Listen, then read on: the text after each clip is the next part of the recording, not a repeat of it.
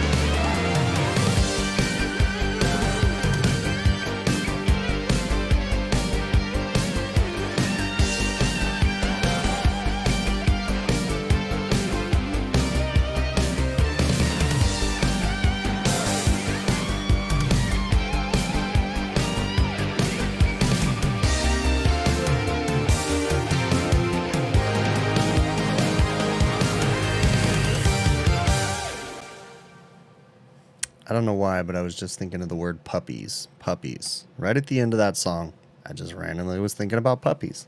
Speaking of puppies, I got a new puppy coming, right? I got my buddy Luke. You guys have all seen Luke. He always comes in at the end of the stream. I got another dog coming. We're going to get a Australian Shepherd, and it's supposed to come just before Christmas. So it's actually already been born. A friend of ours is a breeder of Australian Shepherds. Long story short, we were actually waiting for one of her puppies before we got our dog Luke. And she didn't have a litter, and I was like anxious for a dog. So I got my doggy Luke, and then my wife's been wanting one of these Australian Shepherds. So got one of those coming too. So that'll make for fun. We're going to rip off the Band-Aid and start all over again with a puppy. Right when Luke was starting to be really chill. And here we go again, right? And this time we're going to get a dog with a lot of hair. It's going to be a nightmare. But hopefully you guys are alive and well. I imagine that if you're watching this, you're probably alive. But then again, I've had those days, so some of you may not be alive, you know? I got to say that, you know, I don't really talk about this too much, but I think I've alluded to it a few times with some of the craziness that happens. But, you know, I run a small business, right? And, you know, running a small business, you have some perks, and then you also have some downsides to having a small business. And one of the downsides is I don't have a lot of employees. So what had happened was one of my guys that was on call, he had something come up. It was an emergency and, you know, whatever. Life happens. But I had to take his call this weekend. And I was kind of bummed out about that because actually, I don't plan things very much. Even when I'm not on call, I never get my hopes up. But for some reason, this time I did. And we were afforded last minute concert tickets. We were supposed to go to Zach Brown Band this weekend. And just everything fell through. And I was in a pretty crappy mood all weekend because of it, to say the least. It was kind of a bummer, but that's just how things go. And especially being a small business, this kind of stuff happens, when someone gets sick, which is inevitable. I'm not mad about people being sick and different things like that, but it's like a gut punch because, it just constantly. But I know we all have problems, and these certainly are first world problems, right? To think about the fact that I was upset because I had to go to work. Some people don't even have a job to go to, right? So I have to look at it like that. There's always a brighter side to it. And, it is what it is. Just take one to the chin and move on, right? But it was definitely kind of a frustrating thing. So, but, there's a lot of perks too to be in a small business because it gets to be more intimate. You actually know your employees, and the bigger you get, the harder it is to truly care for them, right? Besides just compensating them, but I mean genuinely caring for them. It gets harder and harder the bigger you get. And while I'm always looking for people, and actually haven't hired a new apprentice yet, but I'm still working on that. That'll be coming soon.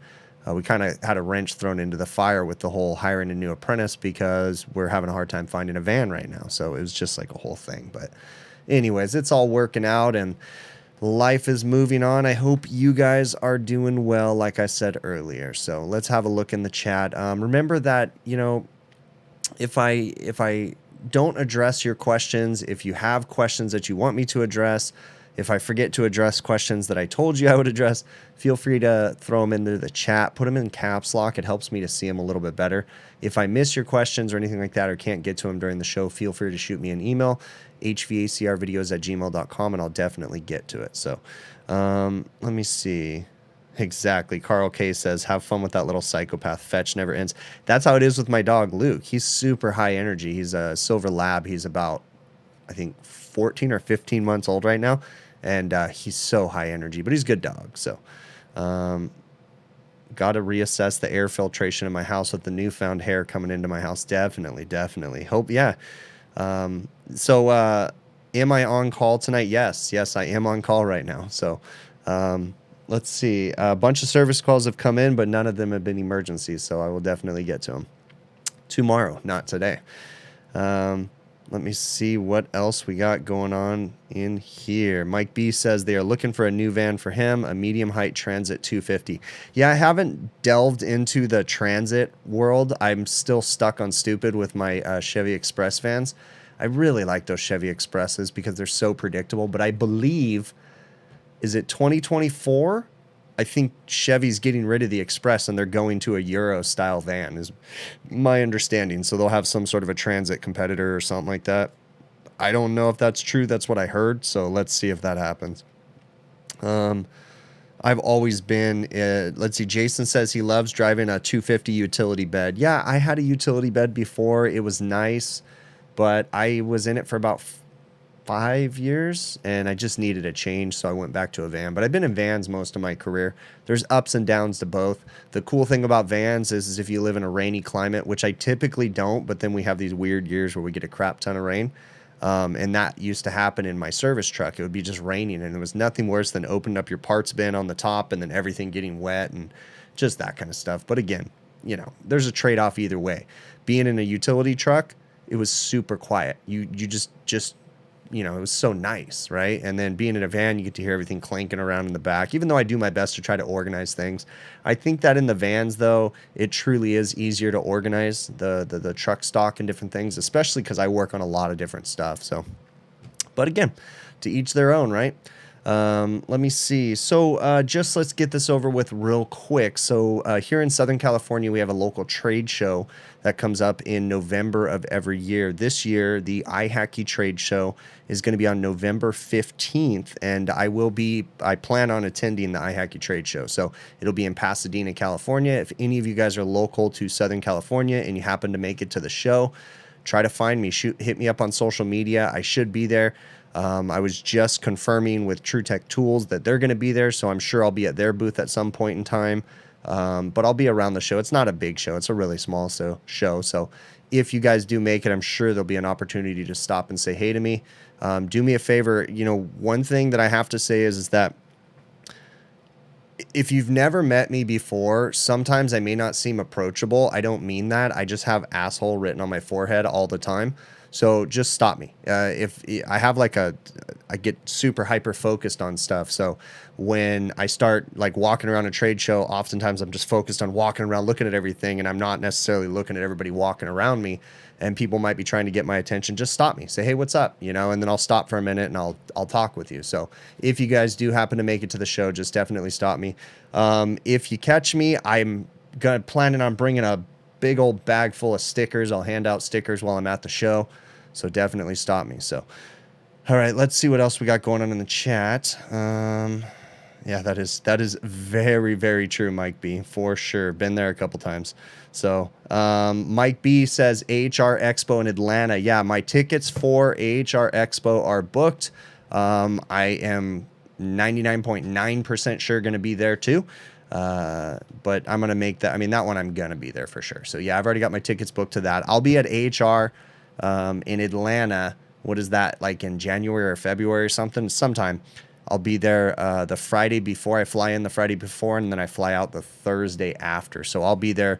I'll be going to the HVAC Tactical Awards on Sunday and just all kinds of different stuff during the whole event. So I'll definitely be available. I have a booth time scheduled at the Spoilen booth, the Refrigeration Technologies booth. Probably going to be at the Heatcraft Refrigeration booth. So I'll be around at AHR for sure. But this upcoming, next week, again, Pasadena Convention Center, iHacky Trade Show, November 15th. I will be there for sure too. So let me see. Do I get any no heat calls yet? No, I haven't gotten any no heat calls. You know, I don't get a lot of heating calls out here. I have a feeling this is going to be a cooler winter though. So I think we're going to have some heating calls. In my area, it's going to be a lot of heat exchanger replacements because a lot of our equipment is oversized. So you have a lot of short cycling. And then we don't use the heaters very much. We use a lot of air conditioning, so there's a lot of condensation buildup, rusted out heat exchangers. I've got a lot of heaters that I condemned before COVID that customers just never fixed because we don't have a huge heating demand here. So I think last year, I mean, my company in general probably got 3 or 4 heating calls all winter. But again, we don't know what cold is here in Southern California. We're so, you know, just used to moderate temperatures. So our average temperature in the winters in the 50s, it's really not that cold. So, but to us, it's cold because Ugg boots and beanies are already being worn. So 100%. Let me see what else we got going on in the chat. Reaching down through here. All right, cool. Let me see. I do have to say I would appreciate some help from you guys. I usually don't ask for any kind of help, but you know, when it comes to the channel and the growth of the channel and all that different stuff, there's a lot of stuff that I have no control over. And right now, YouTube and a lot of the social media platforms, they're having a hard time. So they're not promoting content in the right way. Things are really weird right now. I know that I get emails from people all the time too, like, hey, I didn't even get notified that these videos dropped and all this different stuff. First off, I'm super consistent. Live streams are typically Monday evenings, right? Typically have 2 YouTube videos a week, usually Sunday morning, super early in the morning, and then usually Thursday midday. Those are my 2 upload days. So it's pretty consistent as far as those, and sometimes I'll throw bonus videos in between. But when and if you guys see my videos, if you see something that interests you or you think other people could benefit from, please do me a favor and share it with your friends, whether it be on social media, through emails or different things like that.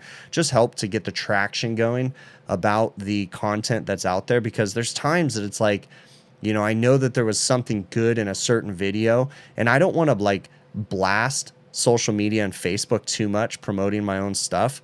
Like, because I know that some groups and different things like that get upset. So I try not to like bombard social media too much when I'm posting videos and things. But if you guys see something that interests you, please throw it over to friends, share it, do whatever you got to do on all the different social platforms. It will definitely help out the channel. So thank you very much for listening to my little infomercial there.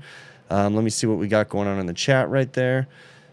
I should make videos on supermarket video or expand my knowledge. Yeah, I am not qualified, nor do I work on any supermarket refrigeration. But the cool thing is that the content space within the HVACR community is really awesome, and I have some very good friends that do make supermarket content. So a couple different places, but the easiest one to find right now is the Advanced Refrigeration podcast. My buddy Brett Wetzel, Kevin Compass over there. They make supermarket related videos, but then there's a bunch of other supermarket channels on YouTube too. I don't know the names of them right now, but there's a few.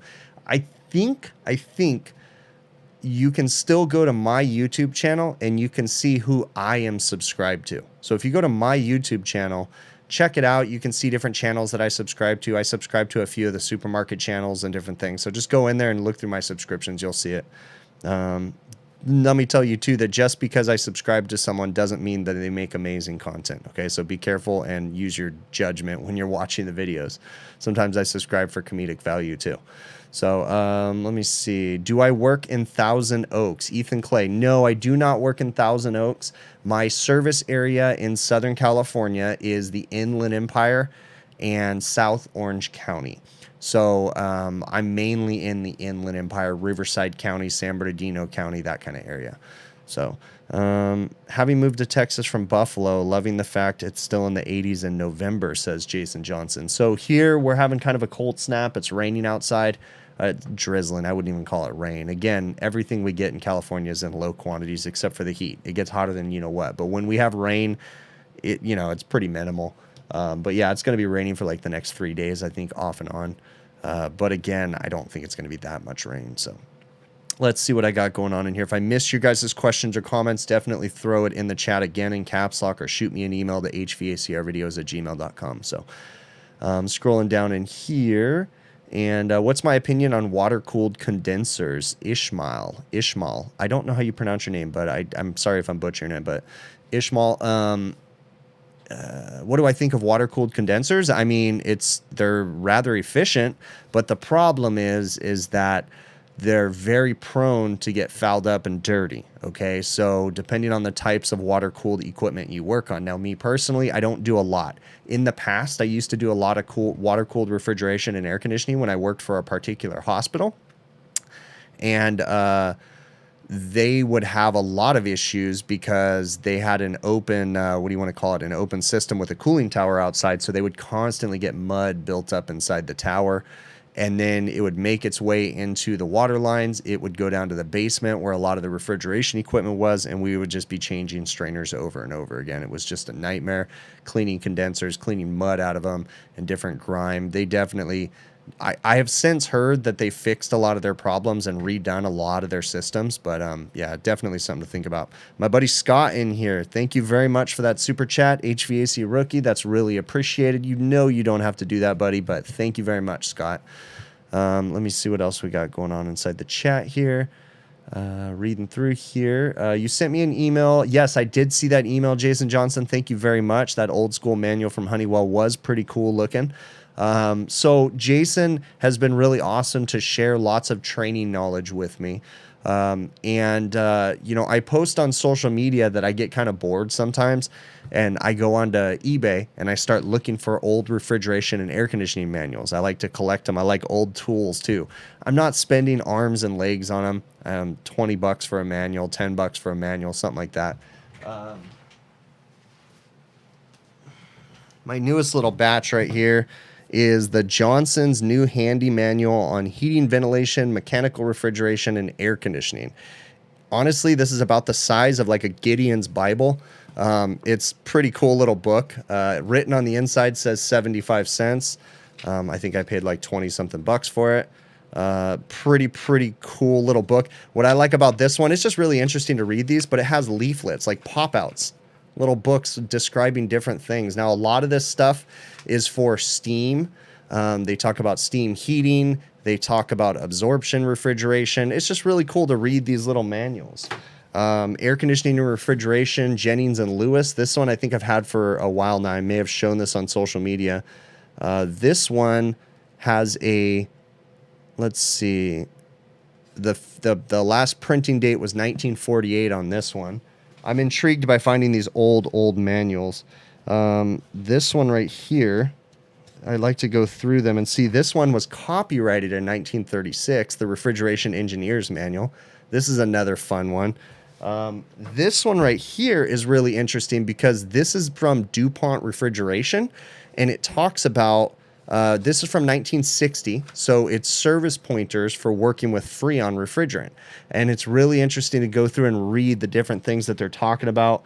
They do talk about evacuation, but at the same time, too, they also talk about just purging the system with refrigerant and nitrogen. So it's really interesting to listen and see how things were. Really, really cool. But yeah, I love that. And that's kind of what Jason was referencing. He said, when I posted that I got these new books, he sent me a new manual, and it's really cool.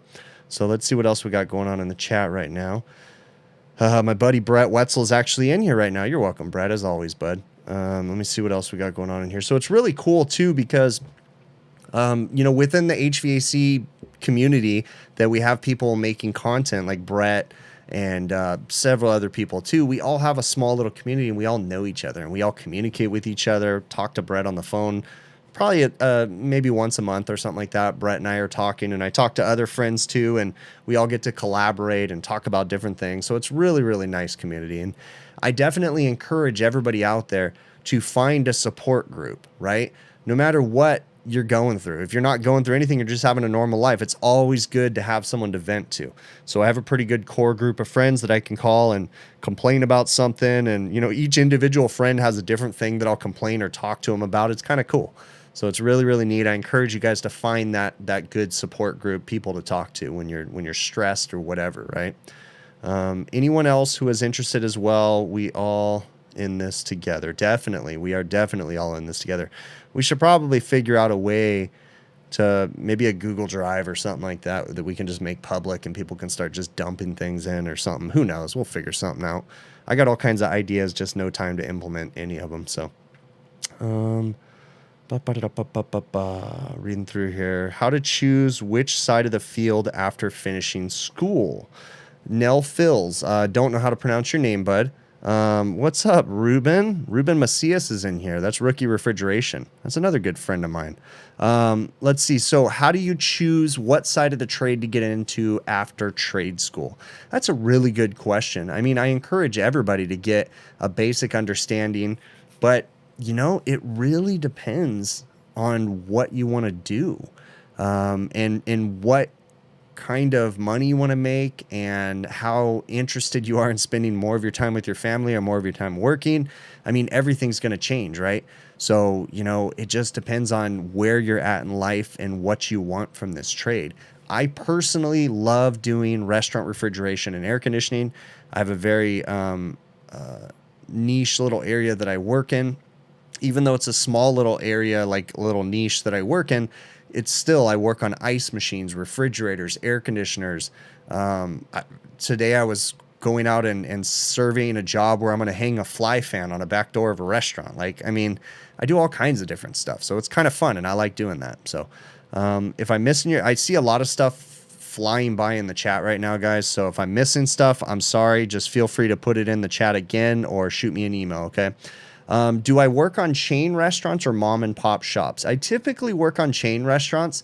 I have done mom and pop stuff in the past, but right now it just so happens that I work for a few different restaurant chains and just have a pretty good workflow within those guys. So let's see. Jason Johnson says he has Aeon manuals, chiller manuals, formulas for chillers, water source heat pump manuals, etc., etc. And it's always good. The cool thing is, with these things right here, we have the ability to store thousands and thousands of manuals in our phones. And then on top of that, we have the ability to search all those manuals out on the internet too. And one thing I kind of want to talk about is, first off, you know, I always tell people to send me an email, okay? If they have questions or different things. And I try to get to the emails. But the one little quirk, I have issues in my head, okay? I know I do. I have all kinds of crazy issues. But one thing that drives me nuts is when I don't have a first name to call people by. If you send me an email and you just have a screen name in the email, that just, like, I don't know why, but that just messes with my head. I get the douche chills from that. Like, I don't like mentioning screen names. I'd rather mention someone's name in one way or another. You know, if I know your name, then yeah, I got it, you know. But yeah, if you guys are going to send me stuff, just let me know your name too, because then when I cover, like, I'm going to answer some questions tonight, and it's kind of weird. Like, I don't really want to mention some weird screen name. I'd rather say, hey, you know, Bob from wherever. Give me a fake name. I don't care. Just give me something. So I'll cross that off the list real quick. And then I already lost my train of thought on what I wanted to talk about. So, oh, this is where I wanted to go with social media. Okay. So social media, I notice a lot of people asking questions, and I'll be honest with you, in like the Facebook groups and stuff, they're a great resource. They really are. But then at the same time, they're just kind of frustrating, because I'll see someone ask a question, right? And then you'll have 10 different people coming from all different directions saying, I think it's this, I think it's this, I think it's this, I think it's that. Like, and it's just kind of silly.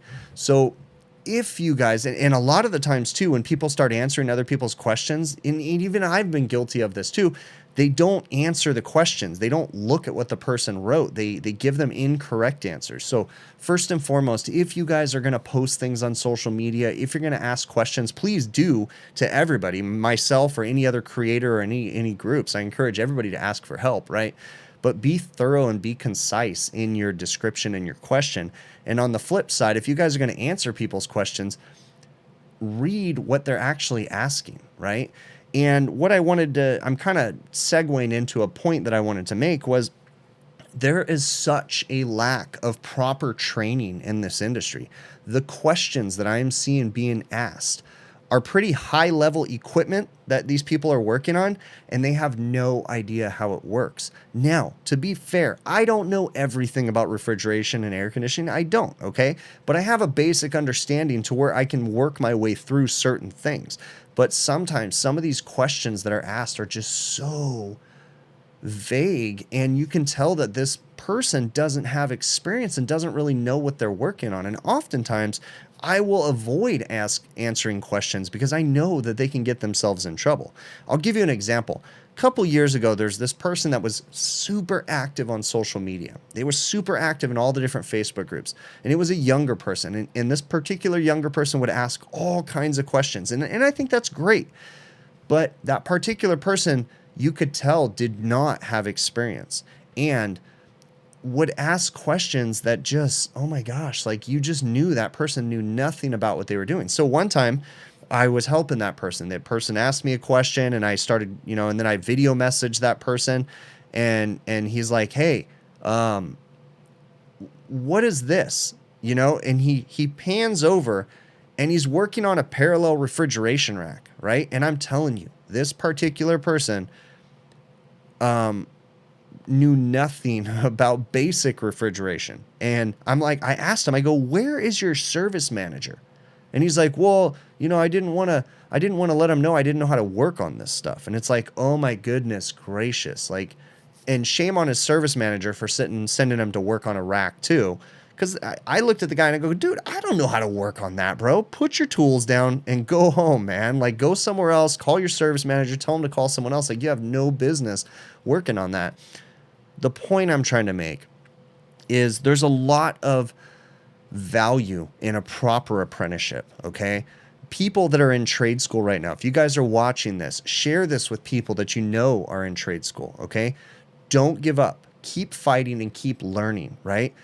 Don't let a company just throw you into a service vehicle immediately, okay? That is, I'm telling you, there's a small percentage of people that will succeed being thrown to the wolves, but it's not a very good percentage. And we're hurting the industry by just putting techs in trucks and expecting them to go out there and fix things that they have no idea how to work on. This is my opinion on the subject. I'm sure there's going to be many people in the chat disagreeing with me, yelling at me.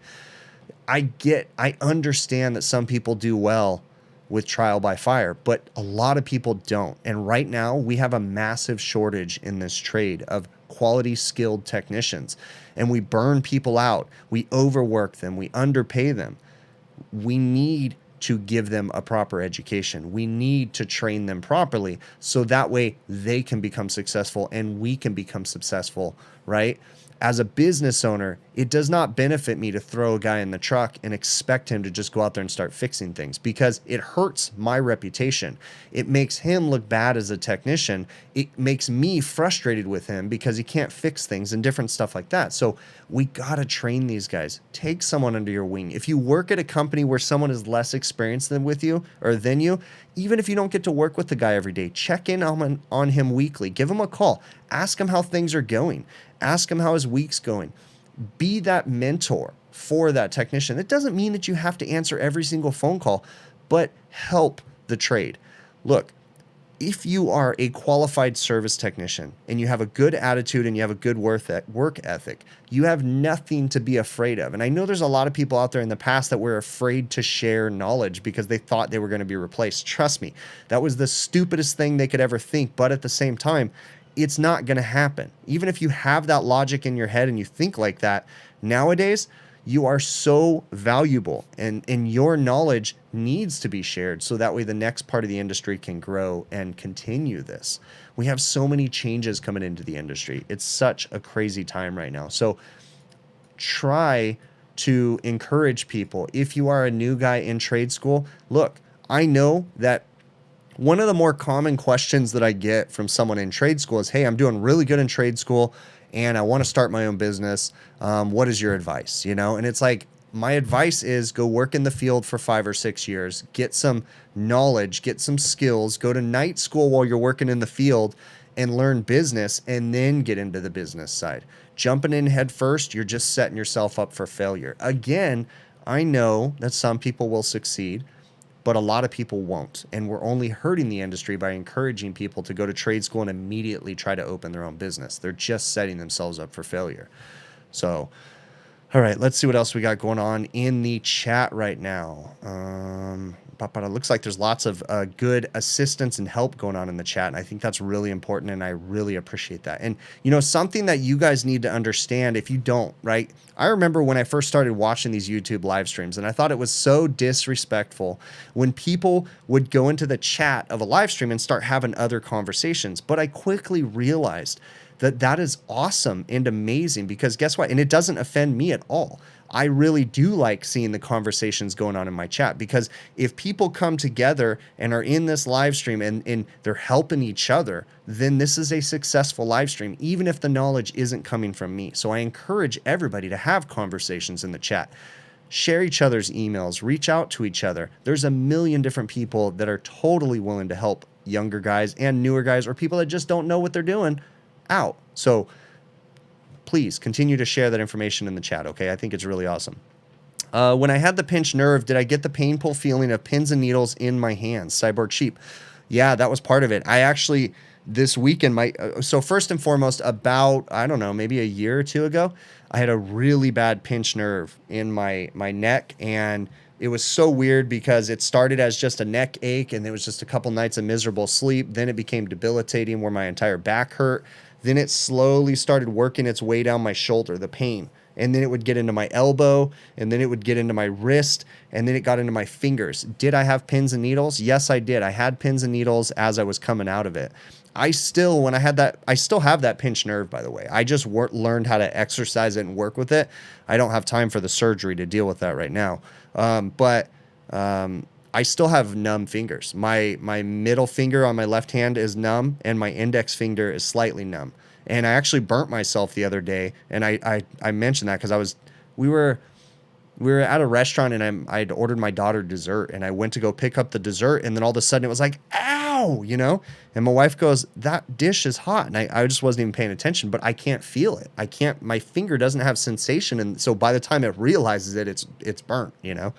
So, anyways, Eli Teagman, thank you very much for that super chat. That is amazing, bud. Let me scroll through and see what it has going on in it. It says, 2 questions. Does an up blast exhaust motor with a VFD need special bearings, and can you oversize a solenoid coil from 10 watts to 15 watts? Well, it depends. Okay, first off, the first question, does a upblast exhaust motor with a VFD need special bearings? Anytime you have a variable frequency drive or a VFD running a motor, you should have some sort of a grounding, I think it's called a grounding ring, or some sort of mechanism in there. The motors typically need to be designed for a VFD and they will last a lot longer. So yes, that's partially the answer to that question. I'm sure some people in the chat can answer it a little bit more. Second part, can you oversize a solenoid coil from 10 watts to 15 watts? That's a really good question. I start to wonder, I don't know if it's negligible or if it's a true thing to worry about, but if you increase the wattage of the coil, and the valve doesn't require the bigger coil, are you going to have a heat dissipation problem? Because, is it going to be getting too hot? That's a question I don't know the answer to. Now, let's talk about solenoid valves. You can certainly oversize a solenoid valve, but you mentioned a coil. So keep in mind, I'll just share this fun fact out there right now. Solenoid valves, right? We have line shut-off valves, liquid line solenoid valves, suction stop valves, different types of valves, right, that stop the flow of refrigerant for certain situations, right? Those valves are very important to make sure that you get them sized correctly. And you do not necessarily, I'd say 90% of the time, you don't even want to care about what the line size of the valve is. You want to look at the amount of refrigerant velocity that valve can handle. So oftentimes on spoiling valves, on whatever valve you use, there's a chart that tells you what different size systems you can use that valve on depending on the amount of BTUs flowing through it. So be very cautious about sizing valves. And I was taught the very good first half of my career that you sized a solenoid valve simply off of the line sizes. So if you had a 3/8 liquid line, then you put a 3/8 valve on there, right? But then you start to learn, as I got smarter and smarter and learn more about the trade, that there's liquid line solenoid valves that have different tonnages and different capacities that are 3/8, and there's like 3 or 4 different 3/8 size valves, right? But it's also not uncommon, depending on the refrigerant and what's being done in the system, to have a valve that might have a bigger connection than what's going into it, or might have a smaller. It just depends on the capacity of the system, right? So be very cautious about sizing. And we can even go off on a tangent too, talking about refrigeration line sizes, okay? Just because you have a residential air conditioner that has a 3/4 line set at the condensing unit doesn't mean that you need a 3/4 line set for the system. It depends on the capacity of the system, and you need to lean on the manufacturer because they've designed their equipment. Same thing goes for refrigeration. You can go buy a built-up condensing unit at the local supply house, just an off-the-shelf one, 1.5 horsepower, and it's probably going to have a 7/8 inch liquid line or suction line, and maybe a 3/8 or a 1/2 inch liquid line. That does not mean that that's the line sizes for the system, nor does the line sizes on the evaporator dictate the line size of the line set. It depends on the length of the line set, the total equivalent length, the velocity of the refrigerant moving through, how many, all those different things. So you really need to research this stuff and don't just guess, because that's what I did for a lot of my career, and it's just not going to work anymore with all these different things. So now we have these different refrigerants, right? 448A is a new refrigerant that I'm using all the time for medium and low temperature refrigeration. But with 448A, it's very similar to R22. Oftentimes, we'll go in and we'll replace a existing walk-in cooler with that had 404A in it before, right? And the densities of the refrigerants are totally different. So on a 404A system, you're typically going to need bigger liquid line sizes, right? Well, let's say we convert it to 448A. Well, now we need a smaller liquid line size. And does it really hurt to have an oversized liquid line? Well, not necessarily, but what it can do is if you have an oversized liquid line, let's say you converted a 404A system that had a 1/2 inch liquid line that was 100 feet long, okay? 75 feet long, it doesn't matter. And your new system is 448A, and what you're going to find is that you don't need that much or that size liquid line. You don't need it to be that big anymore, depending on the length, right? So now you're going to be stacking extra liquid in that line set that's not even going to be really used in that liquid line. So when it comes time to pump your system down up at your condensing unit, you may not have enough capacity in that liquid line receiver to pump the system down completely, because it takes so much refrigerant to fill your liquid line to maintain that solid column of liquid going to your expansion valve, that you just don't have the storage capacity anymore. So it's really important to understand about equipment sizing. And this is why answering or talking about someone's question in the beginning, we need to really understand the refrigeration systems we work on. We need to understand the air conditioning systems, and we need to be properly trained. So again, this goes back to the younger guys in the trade that are going through trade school right now. Do not jump into a van. Take your time. You know, when I mean jump into a van, I mean, don't let a company just throw you out there and expect you to fix everything and learn on other people's dimes. Like, that's, you know, on the customer's dime or whatever. You need to get a proper training. You need to get a proper apprenticeship, right? So if you go work for a company, say, hey, I need to work with a senior technician. I need to understand these systems, you know? It's really important. So don't let them just throw you into a van, in my opinion, okay?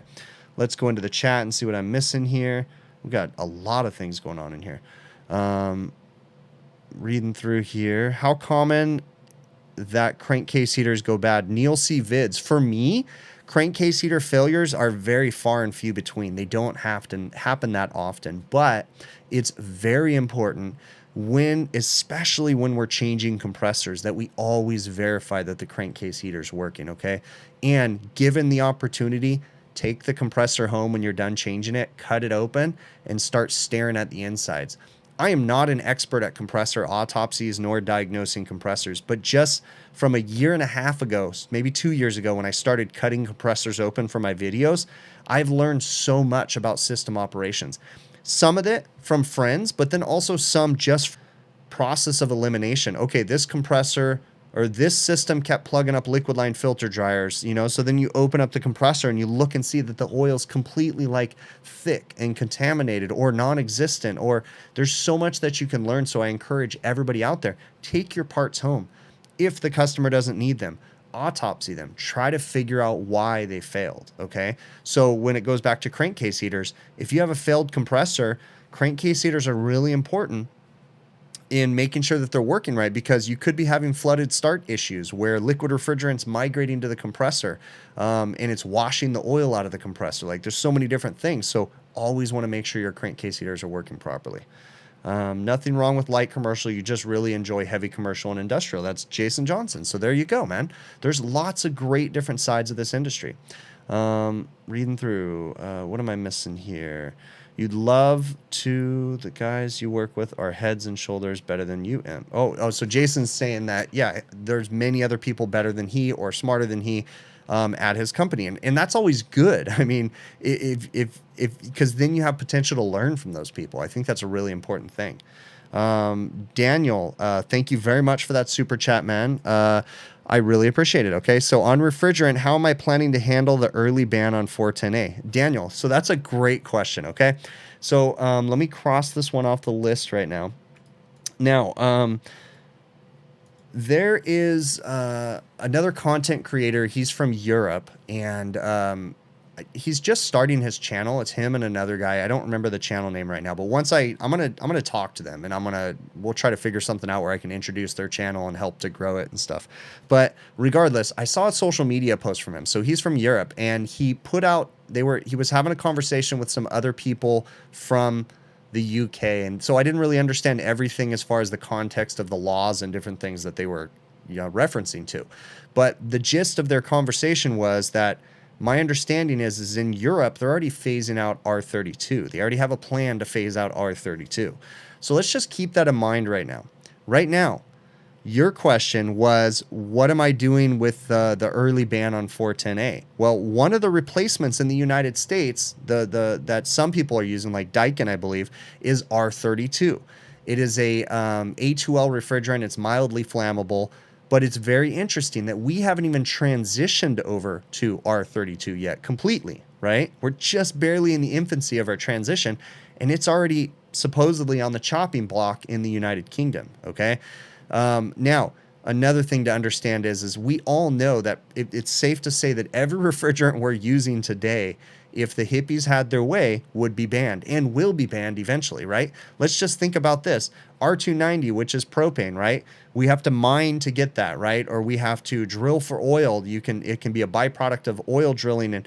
But I mean, you have to do all the things that the environmentalists don't want us to do. And what we have learned is that are bad for our earth or whatever, right? So it's inevitable that they're always going to be phasing them out. But it's also interesting to know that when 410, became mainstream in the early 2000s, it was already had a phase out date, right? So 404 is being phased out. It's already on the chop, or it's actually already being in the process of being phased out in California. It's technically illegal to do new installs and major system repairs with 404A, like compressor changeouts. Now, nobody follows that because it's kind of a dumb rule, but it's already on the chopping block here. So all the different refrigerants we're using are being phased out. And that's why it's so important for us as technicians to really understand how refrigerants work and understand and pay attention to pressure charts and stop focusing on system pressures, right? What's the refrigerant pressure of a 404A system on a walk-in cooler when it's 40 degrees in the box? I don't know.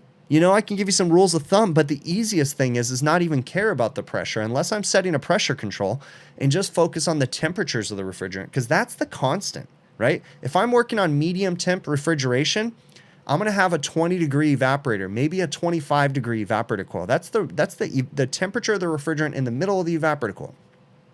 So if I know that I'm going to have a 20 or 25-degree evaporator on medium temperature, I don't care what the pressure is, because I can go to a pressure temperature chart and look up 20 degrees, 25 degrees, and I can find the corresponding pressures. I don't have to remember those numbers anymore. Just pay attention to the temperatures, okay? Medium temperature refrigeration right now, we're going to run probably about 70, 80 degree liquid temp or condensing temps, okay? So, we can predict what our refrigerant pressures are going to be if we understand that the system was more than likely designed with a 10 or 15 degree evaporator TD and maybe a 15 or 20 degree condenser TD. I can predict what the system pressures are going to be just by knowing the temperatures. So focus more on the temperatures for sure. Let me see what else we got going on in the chat. Let's see. For heavy commercial guys, check your supervisor's channel out. It's called HVAC Time. Yeah. Holden Schamberger has a great channel called HVAC Time. Moderators, Jason, you can post a link. Only the moderators are allowed to post links in the chat, but you guys are free to post links. You can post links to Holden's channel. If you're referencing someone else's channel, I'm all for that stuff. So go ahead and post links, moderators. You guys can share that stuff. But yeah, HVAC Time is a great channel. Holden was, I watched, I didn't watch the whole video, but I watched him using some of the new Navac giant vacuum pumps on some chillers that he was working on, I believe. And so I was watching some of that, and it's pretty interesting. So let's see what else we got going on in here. A school system has units from the 60s and 70s going battle tanks. Mike B is saying that. Yeah, definitely. Especially in the school system and some of the older hospitals and government facilities, they can have some really old equipment that, surprisingly, you could probably use some of these manuals that I have right here from the 60s, and they probably apply to that equipment. So, but some of that stuff is still pretty cool, man. Let's see what else we got going on in the chat. Using PT charts is why you don't mix refrigerants. Cold one. That is exactly right. Oh, it's so important, right? Because you know what? If you look at a PT chart, yeah, R22 and 407C, they look really similar. But that doesn't mean that when you mix them, they're going to be the same. Okay, just because the pressure temperature charts look similar, that doesn't mean that they're going to react the same. So it's so important that we don't mix refrigerants. There's a lot of people out there that, it works fine. I've done it a million times. And it may work fine. But what about the next guy that has to try to figure out and undo what you did, right? It just gets confusing. So don't mix refrigerants. We're not chemists. We're just air conditioning techs, right? All right. R12 is still used in private jet AC units. Yeah, I still have some R12, some 502, some 408. MP39, I have a bunch of those. 409A sitting in the shop. Just little drums here and there. All right. What's that? Mike Mayberry's in here. HVAC reefer guy. That's right. What's up, bud? Are you going to be at the iHacky trade show, Mike? I know I've seen you there before. If you are, I'm sure I'll be there at some point in time. We'll cross paths. If not, maybe I'll see you at AHR. So, right on, man. That's awesome. Let's see. Can a walk-in coil get refrigerant leaks if the coil has been excessively shaking for a while? John Deere fan. Yeah, I mean, definitely. Refrigerant leaks can and will happen with excessive vibrations. Yes. Now, oftentimes, a lot of the refrigeration manufacturers are designing their equipment to handle more of that kind of stuff. Like, for instance, I was just at Heatcraft Refrigeration's testing R&D lab and everything, and for some soon to be released videos, there'll be one probably releasing maybe this week where I interview the tech or the training department, Don Fort, the senior technical trainer for Heatcraft Refrigeration. Him and I have a good 45-minute. It's kind of like a video podcast, right?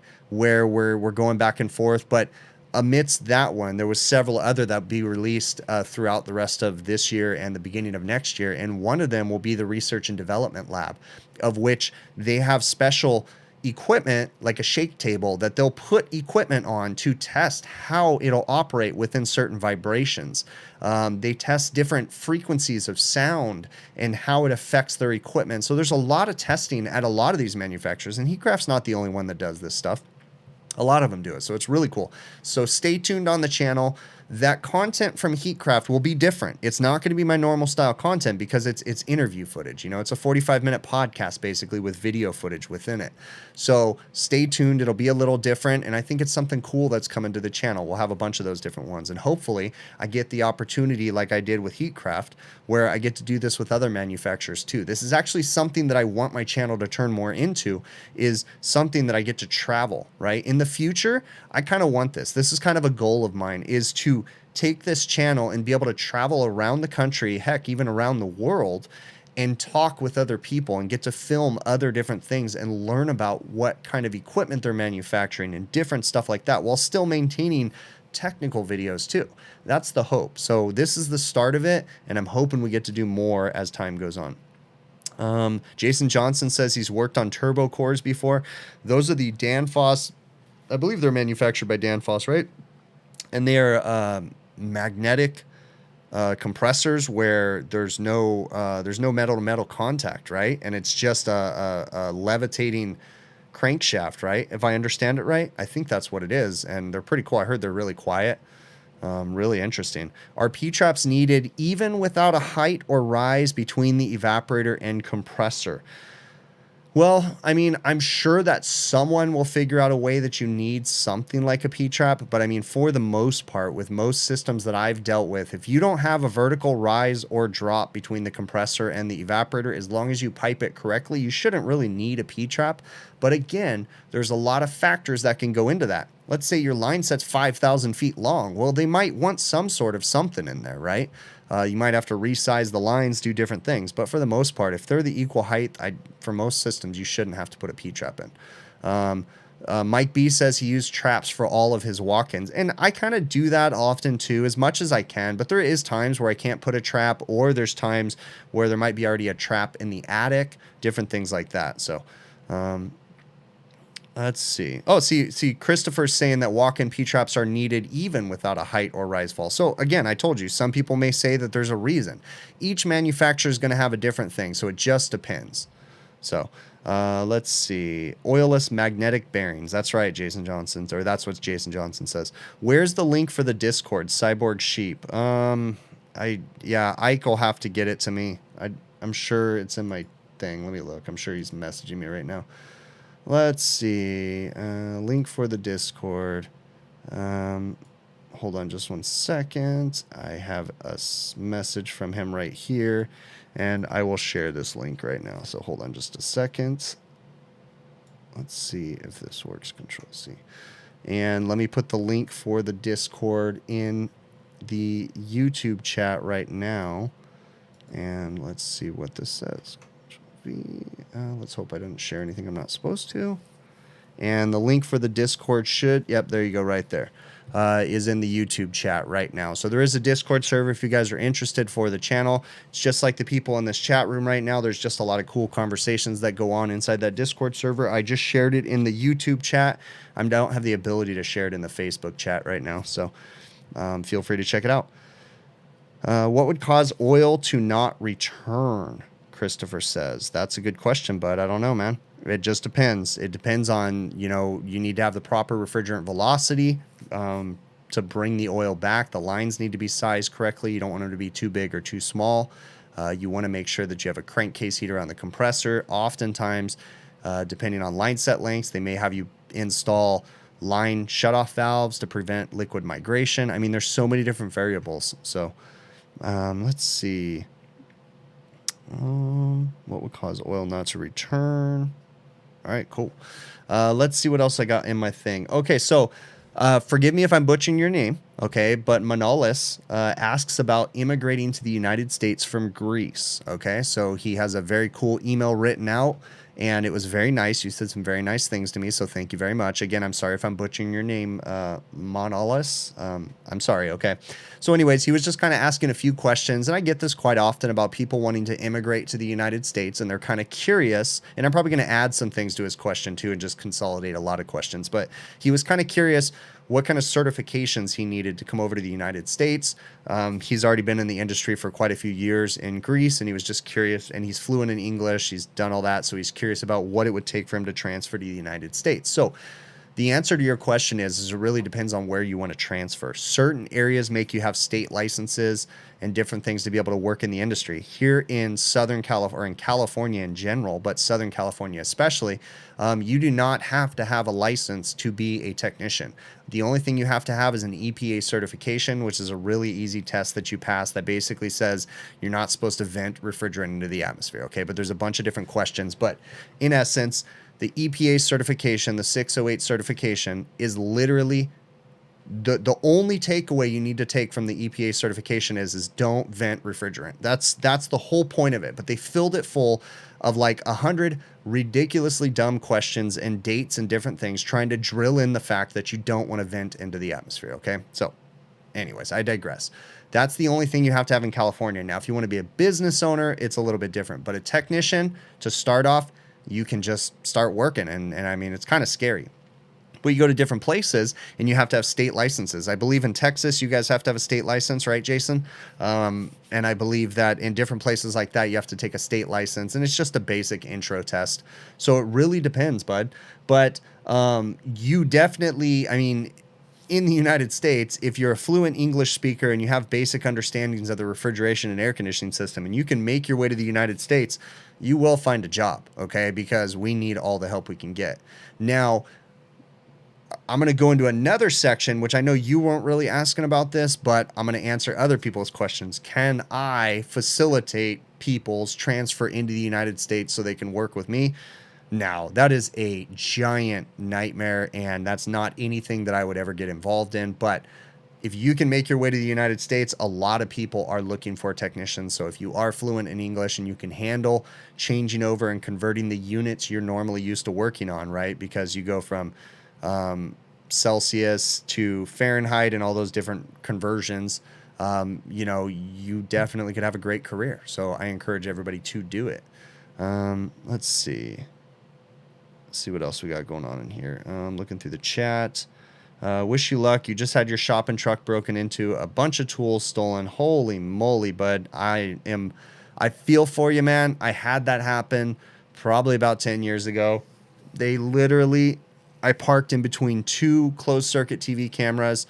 The dude was in my van for about 2 minutes, 3 minutes at the most, and it was like $20,000 worth of stuff that he was able to steal because I had everything all nicely, neatly organized in cases, and this was years ago.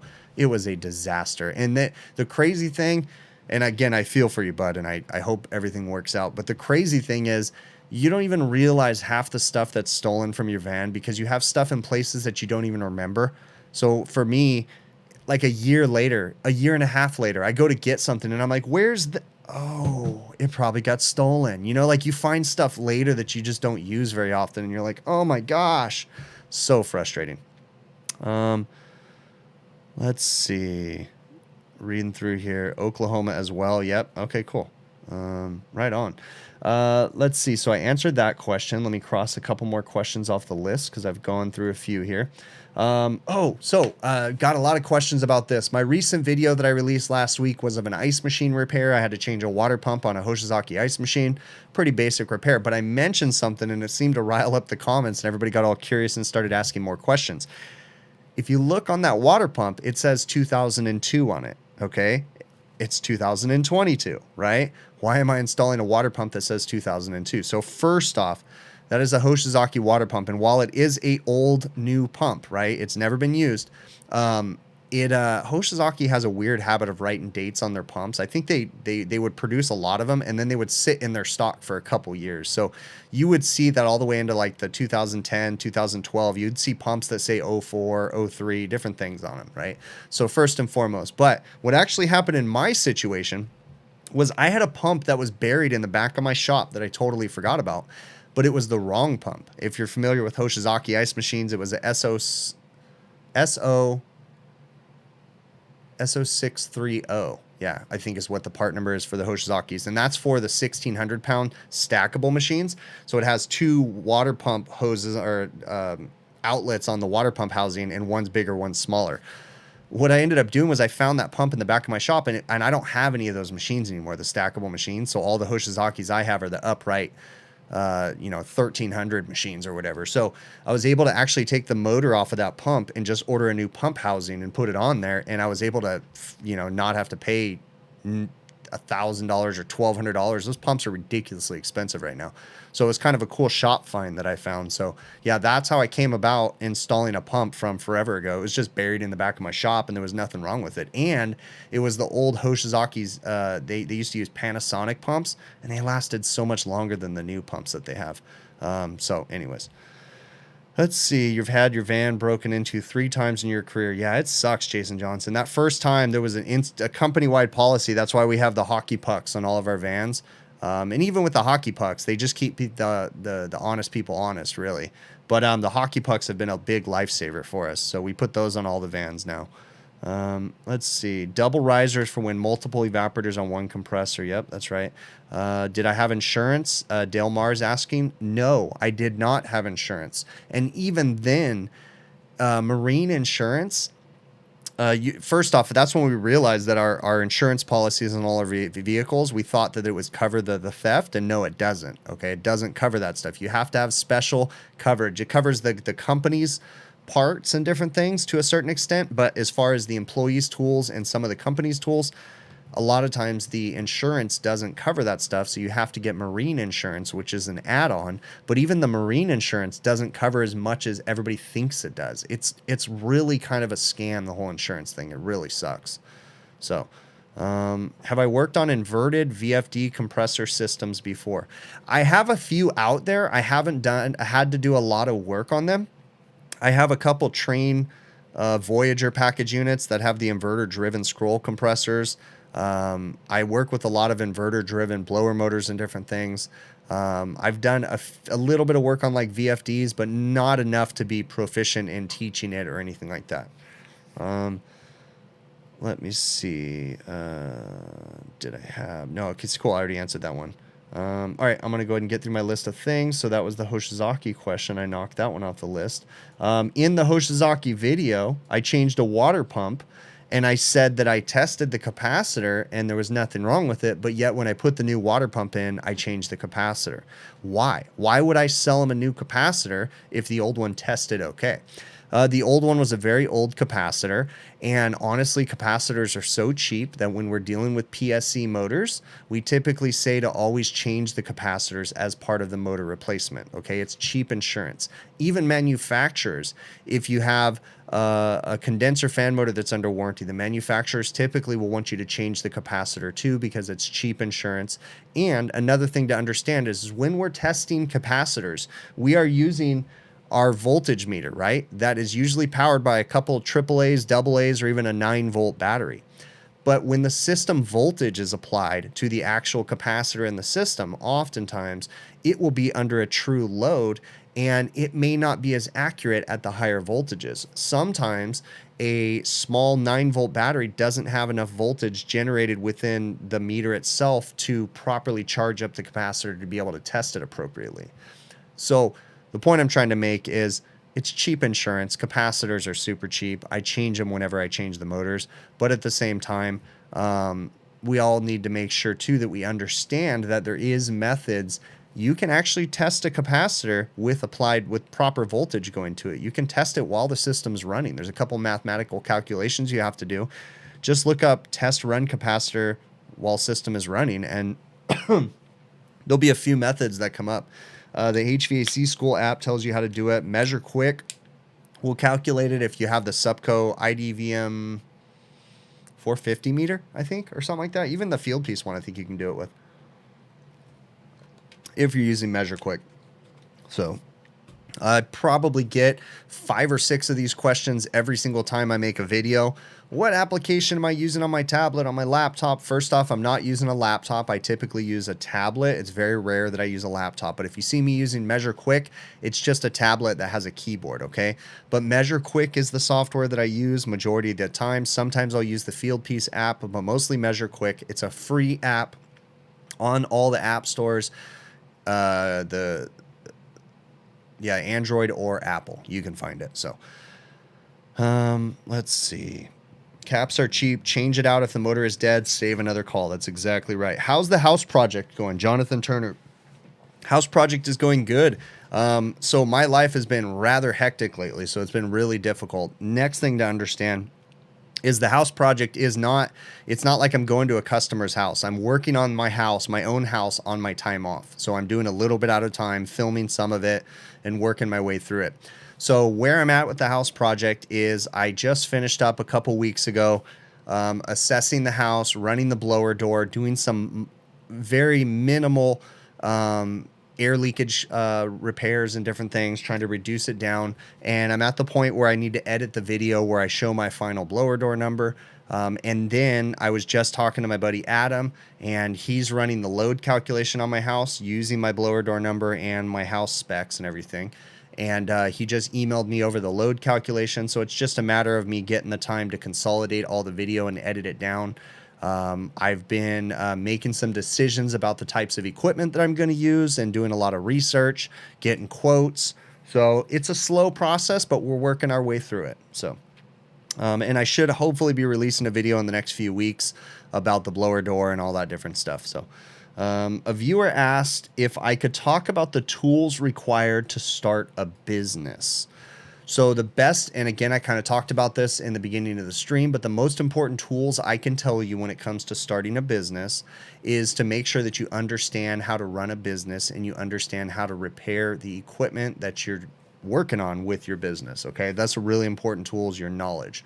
As far as actual tools, though, I mean, it really depends on what type of what side of the industry you're going into. But obviously, you're going to need torches, a vacuum pump, recovery machines, different things like that.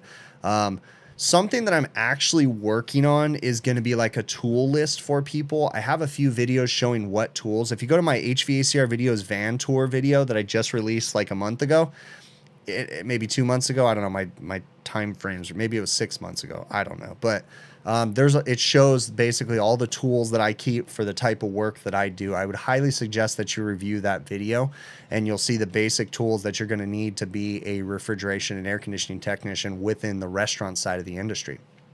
But every different side of the industry is going to change, right?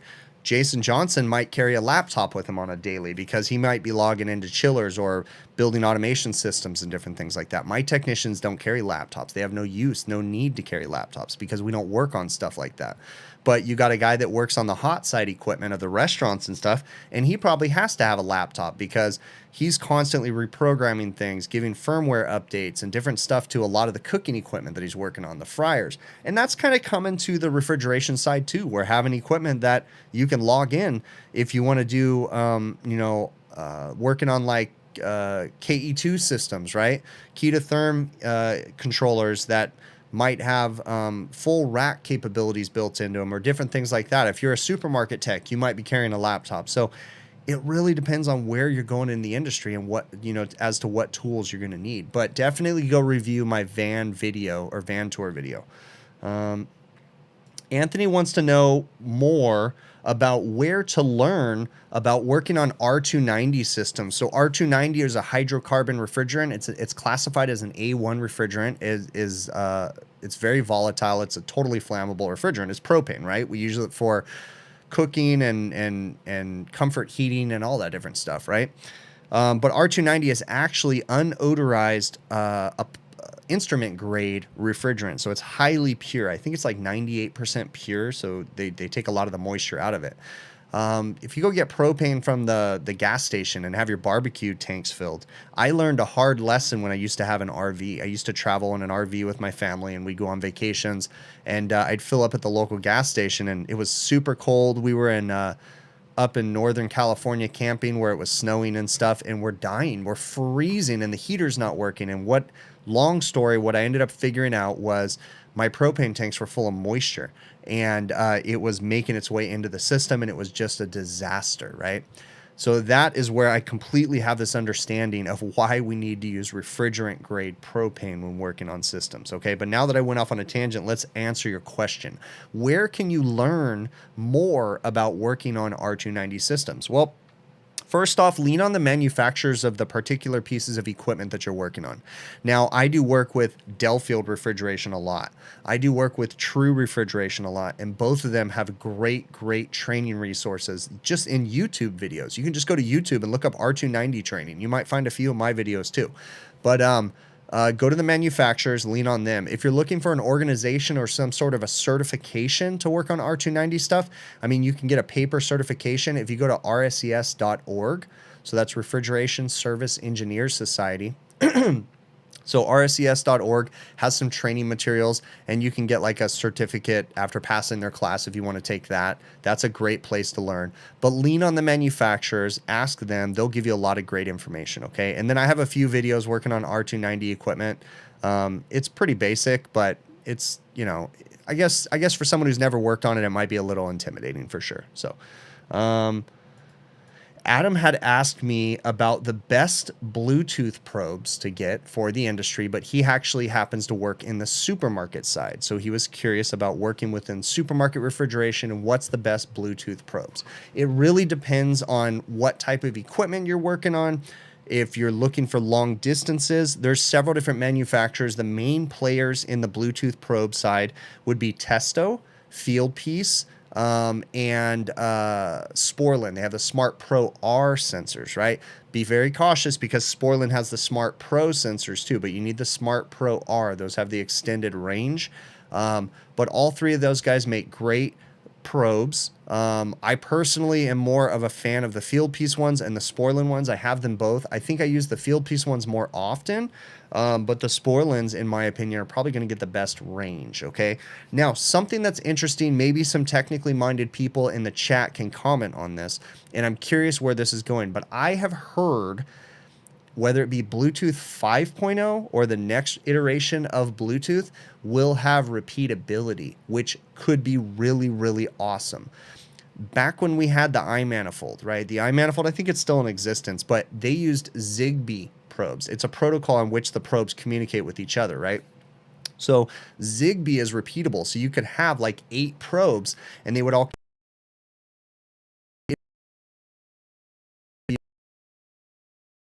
awesome for this industry. That would be really cool because we could get even more range out of our tools.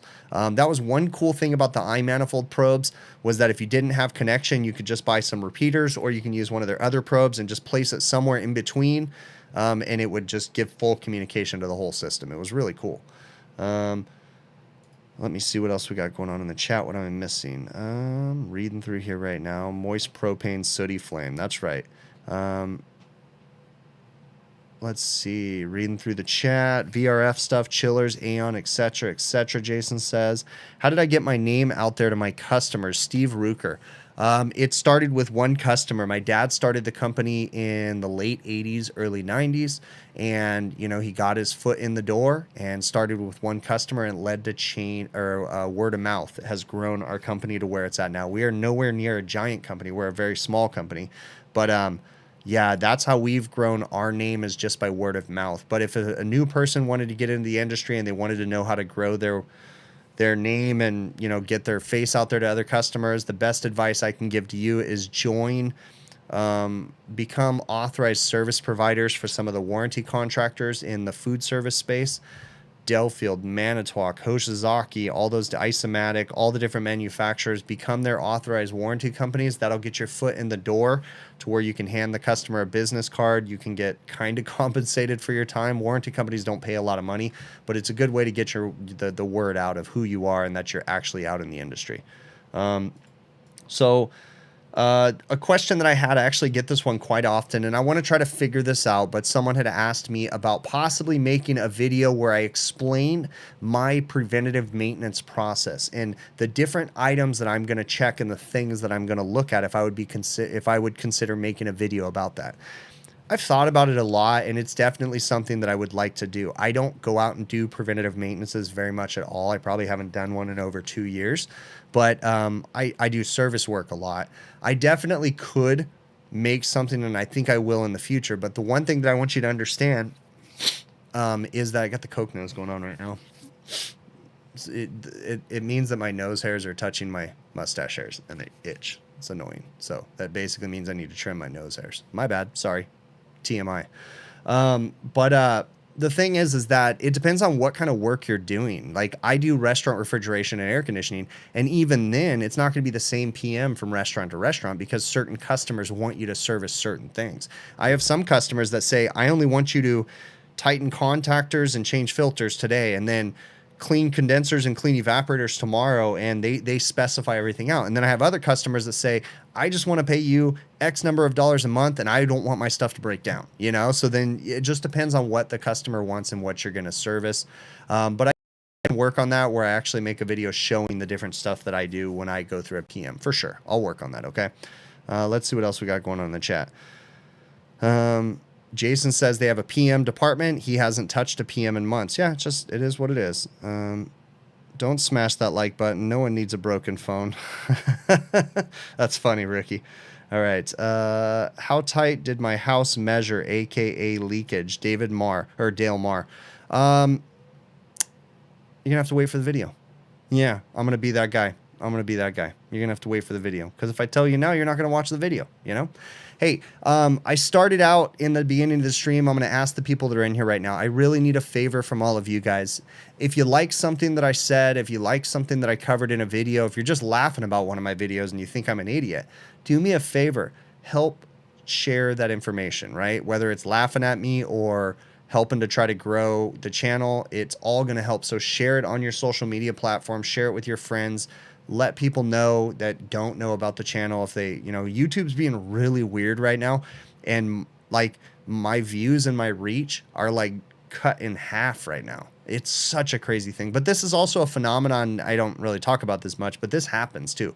YouTube is really weird. It goes in waves where, you know, I'll put out a video and I'll get 100,000 views, and then the next video might get 10,000 views, and it's just like, it goes like crazy numbers. So it's kind of bizarre how everything happens. So, but if you guys like something, if you find value in something, please consider sharing the channel, share the video, help to grow it. I would really appreciate it. Okay. Let me see.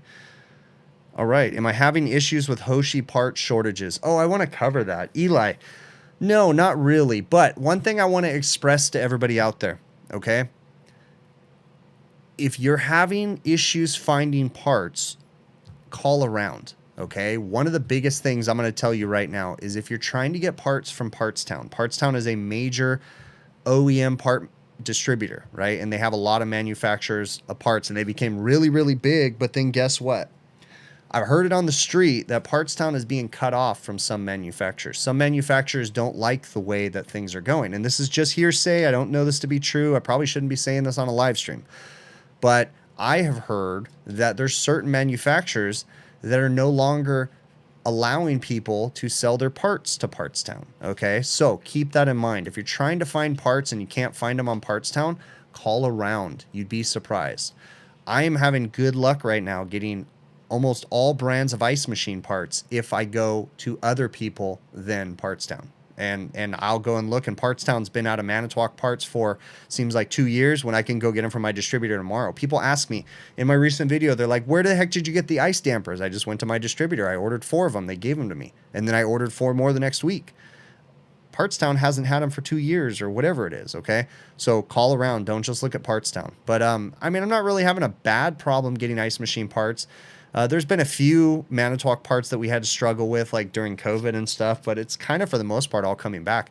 Hell, I've got 5 ice machines behind my shop right now. All of a sudden, we just got this massive delivery of ice machines that these restaurants have ordered for like the last 2 years. We've got so many just parts just stacked in the back of our shop, and I mean equipment, and I'm like, I'll get to it when I get to it. So, let me see. You've recommended me to younger techs in the company you work for. Thank you very much, Michael. That's really awesome, bud. I really appreciate it. All right. Well, you guys, I have covered everything I need to cover on here. So if you guys have more questions, throw them in the chat. Again, I'm going to reiterate. I will be at the iHacky Trade Show in Pasadena, California next week on the 15th, I believe it is. I will be there majority of the day. I can already guarantee you at some point in time I will be at the TrueTech Tools booth. At some point in time I will be at the RSCS booth. They usually have one there. And then I'll just be walking around the show. Probably, I don't know, we'll figure something out. So if you guys make it to the iHacky Trade Show in Pasadena, definitely stop me and say hello. Even if it looks like I have tunnel vision, I just get like that. Stop me, say what's up. I should have a giant stack of stickers I'll hand out for people that are there, so definitely hit me up, okay? Thoughts on Hoshizaki's new prep tables? John, I haven't worked on one of the Hoshizaki prep tables in probably 3 years, to be honest with you. They weren't the greatest about 3 years ago, but who knows if they've gotten any better now. I don't know. I've worked on a couple of their upright freezers. They do fine, those things. So assign one tech to just install those ice machines? No. Ice machine installs are typically 4 people, maybe sometimes 5 people. It's all hands on deck when we do ice machine installs. They're usually pretty complex. We replace the ice machines, the line sets, the condensers on the roof. Oftentimes we have to use cranes because of a lot of our equipment is CVD condensing units. So they're really, really heavy. They have the compressors in them. They go up on the roof. It's pretty complex doing the ice machine installs. So let me see. Your company is already on me. Right on, bud. Yeah, that might be fine now, but right to repair must have some... Oh, okay. I don't know what that is. Assign one tech. Local supply house has Manitowoc parts for days. Shelves are full, Mike B says. Yeah, so, you know, just find the right supply houses. All right. So we're going through there right now. And I'm looking through the chat right now, seeing if there's anything I'm missing. Not really missing anything. Let's see. Especially with remote condensers. That's right. Me and a guy do an ice machine install. Might be. It just depends, man. I mean, what kind of ice are you doing? My ice machine installs typically are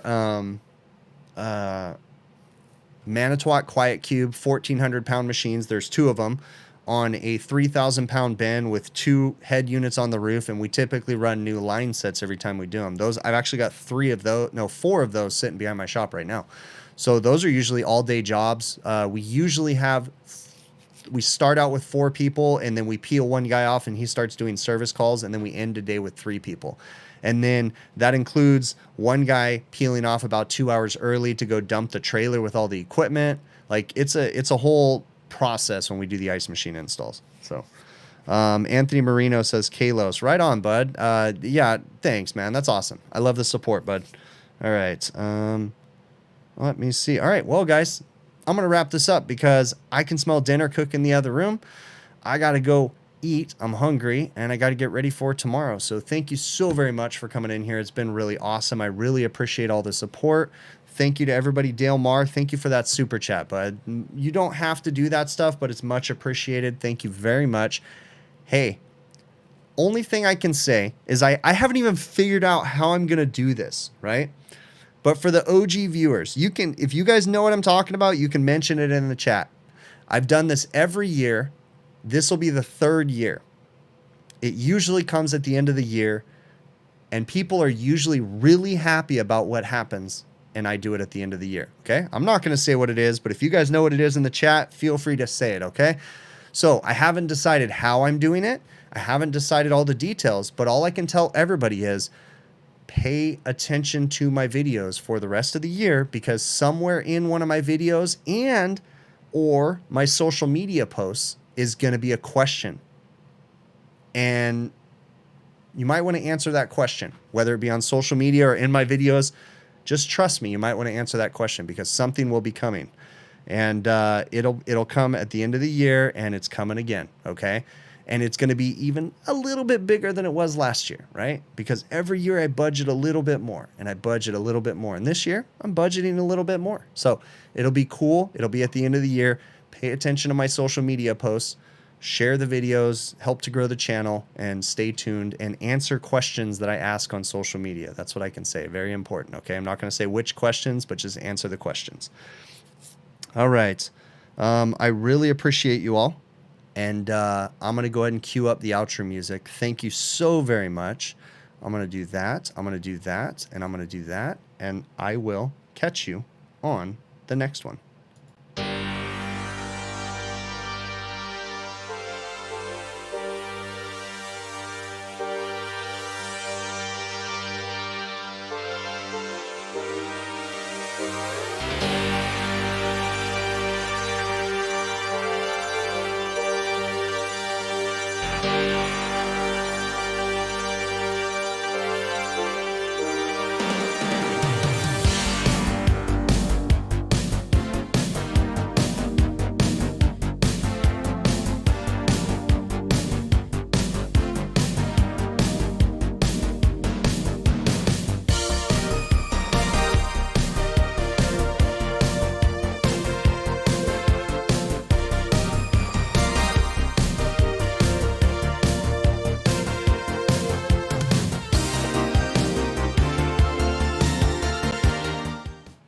I couldn't not let you say hi to Luke, right? Come here, buddy. Come on.